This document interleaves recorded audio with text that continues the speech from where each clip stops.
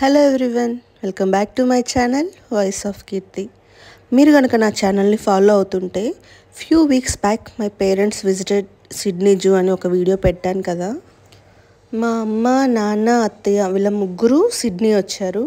అసలు వాళ్ళు ఎందుకు వచ్చారు అనేది అప్కమింగ్ వీడియోస్లో మీరు నన్ను ఫాలో అవుతూ ఉంటే కనుక మీకే తెలుస్తుంది. వాళ్ళు వచ్చాక ఫస్ట్ ట్రిప్ అది సిడ్నీ జూ అనమాట. నెక్స్ట్ ఈరోజు మేము ఎక్కడికి వెళ్తున్నాం అనేది ఈ వీడియోలో మీకు అర్థమైపోతుంది. మేము ఈ పర్టికులర్ స్టేషన్ నుంచి అయితే స్టార్ట్ అవుతున్నాము.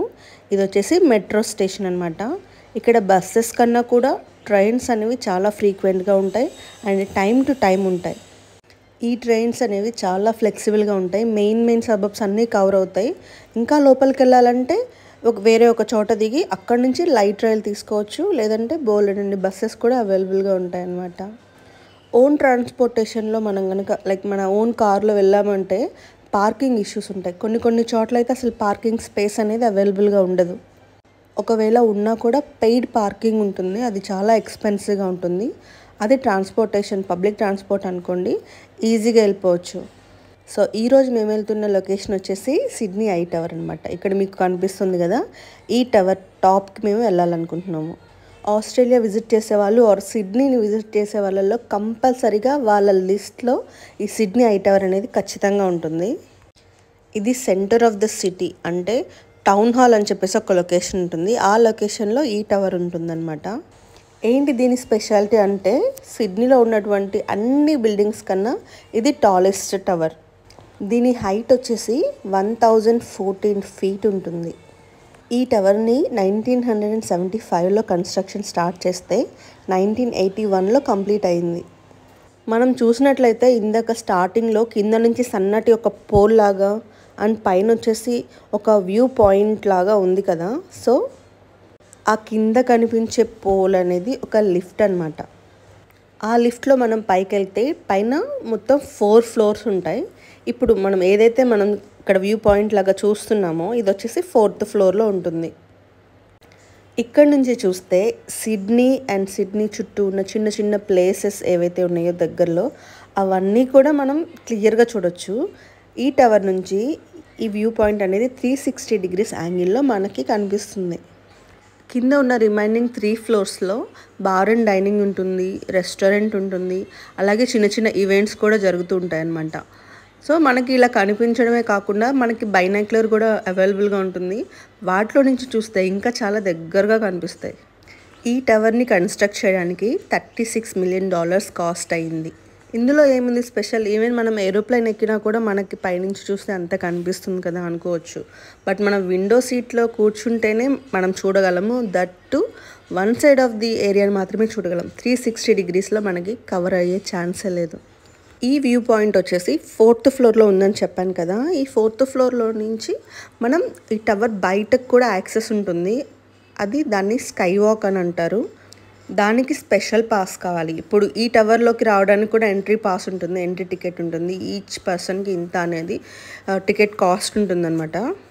ఈ స్కై వాక్కి మనం నార్మల్ టికెట్ పెట్టుకొని పైకి వెళ్ళిన దానికన్నా 3 times ఎక్కువ ఉంటుంది. సో ఆ స్కై వాక్కి స్పెషల్గా మనతో 2 గైడ్స్ వస్తారనమాట. ఆ గైడ్స్ లేకుండా బయటకు వెళ్ళడానికి అసలు పర్మిషన్ లేదు. ఎందుకంటే ఫ్యూ ఇయర్స్ బ్యాక్ 2018లో అనుకుంటాం 2 incidents జరిగాయి. 2 suicides అక్కడి నుంచి. అంటే ఒకటైతే సూసైడ్ కన్ఫామ్గా, బట్ ఇంకొకటి బై మిస్టేక్ పడ్డారో లేదో తెలీదు. సో అలా 2 incidents జరిగిన తర్వాత చాలా కేర్ఫుల్గా 2 గైడ్స్ హెల్ప్ తోటి బయటికి వెళ్ళడం అనేది విత్ ప్రాపర్ ప్రొటెక్షన్తో జరుగుతుంది. ఇక్కడ నుంచి కింద ఒక చర్చ్లా కనిపిస్తుంది కదా, ఈ ఐ టవర్ షాడో పక్కనే అది వచ్చేసి సెయింట్ మేరీస్ కేథడ్రల్ అనమాట. చాలా పెద్ద చర్చ్ అది. మేము నెక్స్ట్ విజిట్ చేసే దాంట్లో అది కూడా ఒక ప్లేస్ అనమాట. అప్కమింగ్ వీడియోస్లో మీకు లోపల ఎలా ఉంటుంది ఏంటనేది క్లియర్గా చూపిస్తాను. సో మీలో ఎవరైనా ఆర్ మీకు తెలిసిన వాళ్ళు ఎవరైనా సిడ్నీకి వెళ్తుంటే మీరు దీన్ని డెఫినెట్గా రికమెండ్ చేయొచ్చు. ఇదేముంది నార్మలే కదా పైనుంచి చూడడం అనుకోవచ్చు, బట్ మన పేరెంట్స్కి ఇది డెఫినెట్గా ఒక బెస్ట్ మెమరీ అవుతుంది. వాళ్ళు డెఫినెట్గా ఎంజాయ్ చేస్తారు. నేను ముందు నుంచే ఉంటున్నప్పటికీ కూడా నేను ఎప్పుడూ చూడలేదు. సో వాళ్ళతో పాటు ఇదే ఫస్ట్ టైం. నాకు కూడా చాలా మంచిగా అనిపించింది. ఈ ఏరియా నుంచి ఎయిర్పోర్ట్ కూడా కొంచెం దగ్గరలోనే ఉంటుంది కాబట్టి మనం ల్యాండింగ్కి రెడీగా ఉంటున్న ప్లేన్స్ని చూడొచ్చు. అలాగే టేక్ ఆఫ్ అయిన తర్వాత కొంత ఎత్తులోకి వచ్చిన తర్వాత మనం ఆ ఫ్లైట్ని కూడా క్లియర్గా చూడొచ్చు ఇక్కడ నుంచి.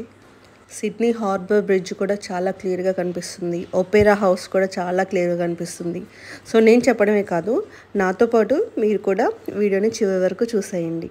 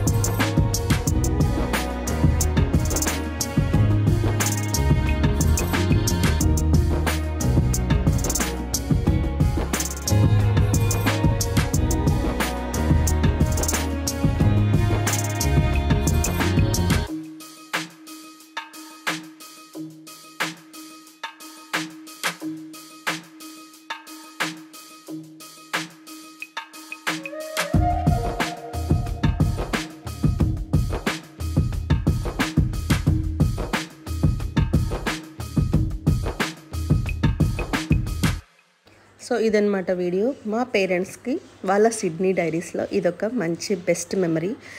హోప్ ఈ వీడియో మీకు కూడా నచ్చింది అనుకుంటున్నాను. నచ్చితే లైక్ చేయండి. అలాగే మోర్ వీడియోస్ కోసం నా ఛానల్ని సబ్స్క్రైబ్ చేయండి. Thank you for watching.